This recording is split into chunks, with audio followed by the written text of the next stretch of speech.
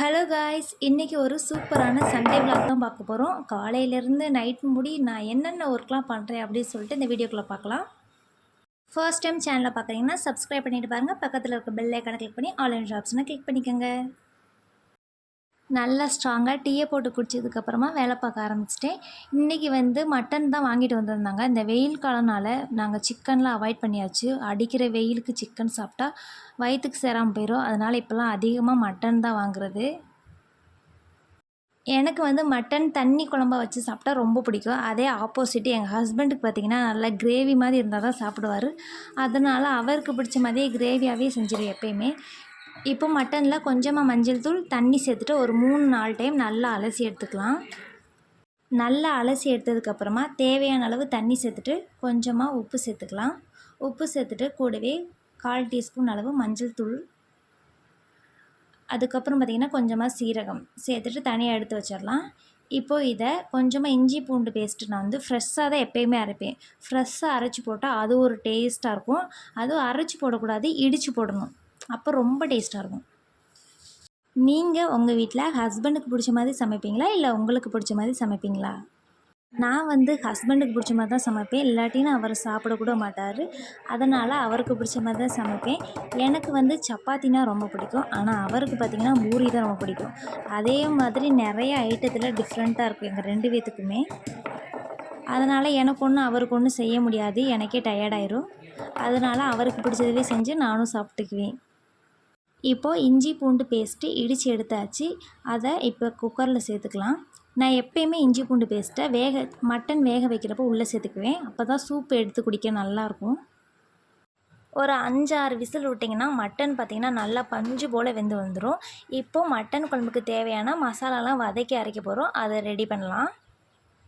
கடாயில் கொஞ்சமாக எண்ணெய் சேர்த்துட்டு 15 போல் சின்ன வெங்காயம், 2 தக்காளி, கொஞ்சமாக மஞ்சள் தூள், மிளகாய் தூள், மட்டன் பொடி, தனி மிளகாய் தூள் இது எல்லாத்தையும் சேர்த்து நல்லா பேஸ்ட் அரைச்சி எடுத்துக்கலாம்.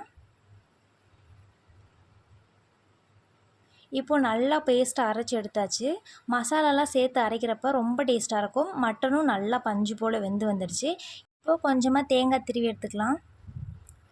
நான் எப்பயுமே தேங்காய் அப்படியே அரைச்சி ஊற்ற மாட்டேன். தேங்காய் பாலாக தான் சேர்ப்பேன். அப்போ டேஸ்ட்டு பார்த்திங்கன்னா இன்னும் சூப்பராக இருக்கும். இப்போது தாளிப்பு ரெடி பண்ணிடலாம். கடாயில் கொஞ்சமாக எண்ணெய் சேர்த்துக்கலாம். எண்ணெய் நல்லா காய்ஞ்சதும் பட்டை, கிராம்பு எல்லாத்தையும் சேர்த்துட்டு நம்ம கறி வேக வச்சுருந்தோம் இல்லையா, அதை சேர்த்துட்டு அதுக்கப்புறம் அரைச்சி வச்சுருந்த பேஸ்ட்டையும் சேர்த்துக்கலாம். சேர்த்துட்டு நல்லா கலந்து விட்டுட்டு மூடி போட்டு மூடி ஒரு 5 நிமிஷம் நல்லா வேக வச்சுக்கலாம். 5 நிமிஷம் ஆயிடுச்சு. மட்டன் ஏற்கனவே வெந்ததால் ஓவராக வேக வைக்கணும் அவசியம் இல்லை. கடைசியாக நம்ம அரைச்சி வச்சுருந்ததில் தேங்காய் பால் மட்டும் ஃபில்ட்ரு பண்ணி ஊற்றிக்கலாம். அப்போ டேஸ்ட்டு பார்த்திங்கன்னா அவ்வளோ சூப்பராக இருக்கும். இப்போது மட்டன் குழம்பு ரெடி ஆயிடுச்சு. நான் மட்டன் வேக வச்சப்போ அந்த சூப் எடுத்து வச்சுருந்தேன். அதுலேயே நல்லா மதிய சாப்பாட்டை முடித்தாச்சு. அதுக்கப்புறம் 3 மணி போல் நல்லா ஜில்லுன்னு ஒரு சர்பத்தை குடிச்சிட்டு தூங்கி எழுந்திரிச்சிட்டு ஒரு 5 மணிக்கு மேலே குளிச்சுட்டு அதுக்கப்புறம் ஒரு 6 மணி போல் நல்லா டீ போட ஆரம்பிச்சிட்டேன்.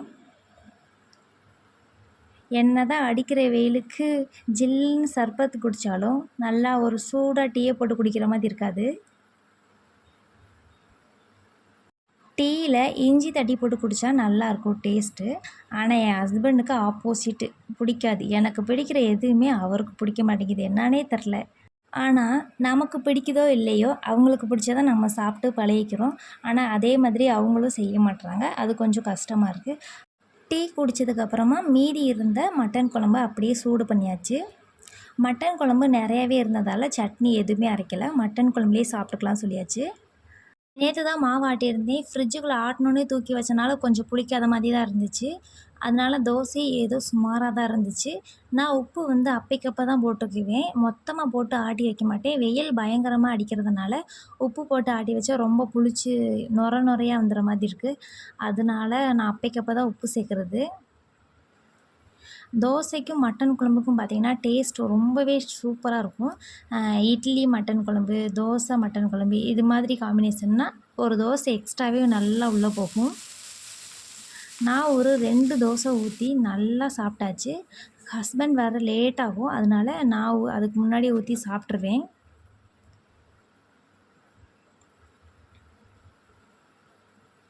மாவு புளிக்காதனால தோசையோட டேஸ்ட்டு பார்த்திங்கன்னா புளிப்பு இல்லாமல் ஒரு மாதிரி தான் இருந்துச்சு. நாளைக்கு இன்னும் நல்லாயிருக்கும்னு நினைக்கிறேன். ஆனால் மட்டன் குழம்புக்கு ஓரளவுக்கு பரவாயில்ல, நல்லா தான் இருந்துச்சு. அதுக்கப்புறம் சாப்பிட ஆரம்பித்தாச்சு. உங்களுக்கு மட்டன் குழம்பும் தோசையும் ரொம்ப பிடிக்குமான்னு சொல்லுங்கள். அவ்வளோதாங்க. இன்னொரு வீடியோவில் சூப்பரான வீடியோவில் உங்களை பார்க்குறேன். பாய்.